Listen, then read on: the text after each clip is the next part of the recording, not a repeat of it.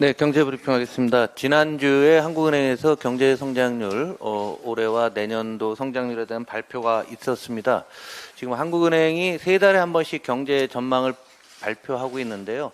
윤석열 정부 출범 이후 내내 지속적으로 하강을 하고 있습니다. 그래서 0.2에서 0.3씩 세 달에 한 번씩 성장률이 하강을 하고 있습니다.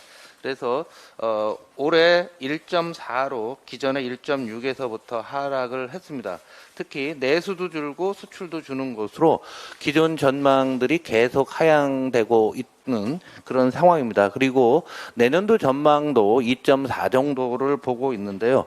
이 부분에 대해서도 꾸준히 조금씩 하강하고 있어서 현재의 경기 침체가 일시적인 것이 아니라 구조적으로 진행되고 있음을 한국은행은 스스로 인정하고 있고, 이창용 총재도 유사한 언급으로 한국 경제의 구조적 어려움에 대해서 지난주 금토회가 끝난 다음에 브리핑을 했습니다.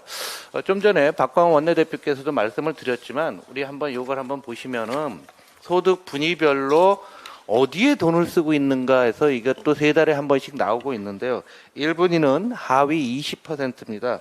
하위 20%고 5분위는 상위 20%입니다. 이 파란색이 뭐냐면 주거비, 수도비, 광열비입니다.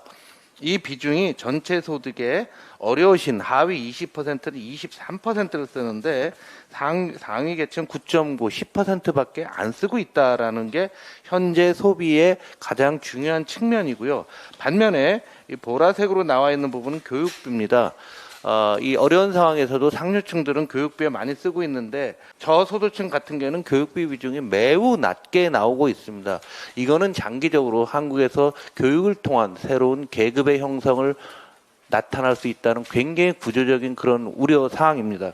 너무도 확연하게 드러나는 게 주거, 광열, 수도비를 보면 1분위는 23, 2분위는 19, 3분위는 12. 그러니까 우리나라의 절반 이상의 우리나라 국민들은 이런 주거비라든가 연료비, 그리고 이번에 이제 여름에 냉방비가 나왔을 때 전부 다 이쪽에 대한 소비를 늘릴 수밖에 없다라고 볼 수 있는 겁니다. 그래서 소득 1분위 같은 경우에는 한 달에 적자율이 보니까 62.3%예요. 전체 가구에. 그럼 62.3%가 지금 적자를 보고 있는 상황이고 누적되고 있습니다. 이게 코로나 국면 중에서 적자율이 떨어졌던 거는 누가 뭐라고 해도 추경을 통해서 정부가 적극적으로 재정을 지원했기 때문에 그렇고, 1년 동안 정부의 지원이 없게 되니까 이 1분위, 2분위 우리나라 국민의 한 40% 정도는 매우 어렵다는 겁니다. 이것을 시간대별로 한번 살펴보게 되면은요. 이 소득 하위 계층을 보시면 작년도 3분기, 4분기, 1분기인데요. 수도 광열비가 늘어나면서 딴 쪽을 줄이고 있습니다. 음식료들을 상당히 줄이고 있고요. 보건 비용도 줄이고 있는, 그래서 기초적인 삶이 굉장히 어렵다라고 볼 수가 있습니다. 반면에 상류 계층들은 상위 20%는 교육비 늘고 있고요.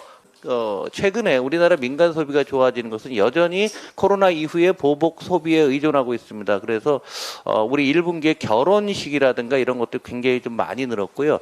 차도 여러분들 아시다시피 신차 구입들이 굉장히 많이 증가했습니다. 이건 전부 다 1분위에 해당되는 거죠. 경제를 놓고 보다 보면 1분위가 경제의 인원수는 똑같아도 5분위가요.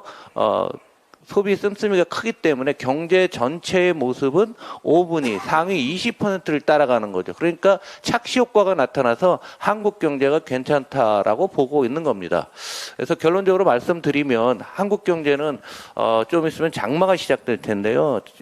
가랑비에 옷 젖듯이 계속 조금씩 옷이 젖어가고 있고, 그러한 것 중에 가장 취약한 1분위 하위 계층들이 굉장히 어렵기 때문에 어떤 특단의 대책을 지금 하지 못하게 되면은 올 가을 겨울부터 우리나라의 서민들은 더 어려운 국면으로 갈 수밖에 없다. 이것은 윤석열 정부를 위해서도 꼭 필요하다고 충언을 드립니다. 이상입니다.